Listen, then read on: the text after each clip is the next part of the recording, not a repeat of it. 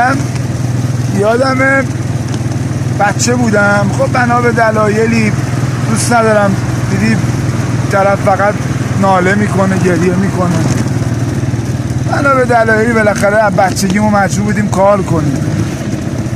سال اول ابتدایی بودم که بابام سکته کرد و نابینا شد، مجبور بودم هم درس بخونم هم کار کنم. یه ذره گذشت، دوست داشتم زود رشد کنم، رفتم تو کار پوشاکی این بر اون بر، رفتم شاگردی فروشندگی در یه مغازه‌ای و یه چند وقت بایستادیم.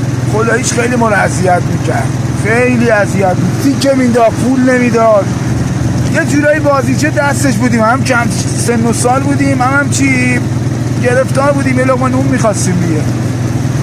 وقتو نگیرم گذشت آقا این قضیه. ما دیگه بالاخره اومدیم اون کار بیرون رو، چون پول نمیداد دیگه، یه جوری ما رو انداختن بیرون و گذشت. بعد که خودم کاسب بودم، مغازه دار بودم، یه شب آخر وقت بود، یکی از پیکای اسنپ فود اومد در مغازه بار من رو ببره، یعنی این غذاهای مردم رو برای پخش کنه. خداییش حالا کاری ندارم، من با پیکی خیلی رفیق بودم، خداییشو میگم.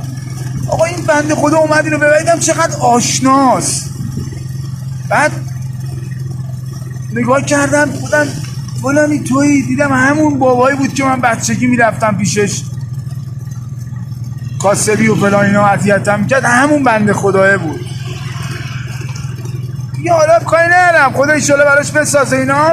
الان داشتم به خودم نگاه میکردم، بودم ببین به قرآن پشت گوشته بخوای بگی دیدی یارو رو فلان شد، چی شد؟ به خودم دارم میگم چی شد؟ کجاست؟ مغازهات، پیک موتوریات، کارگر، چی شد؟ قرآن مجید یعنی چشمم زدم خدا ازت میگیره.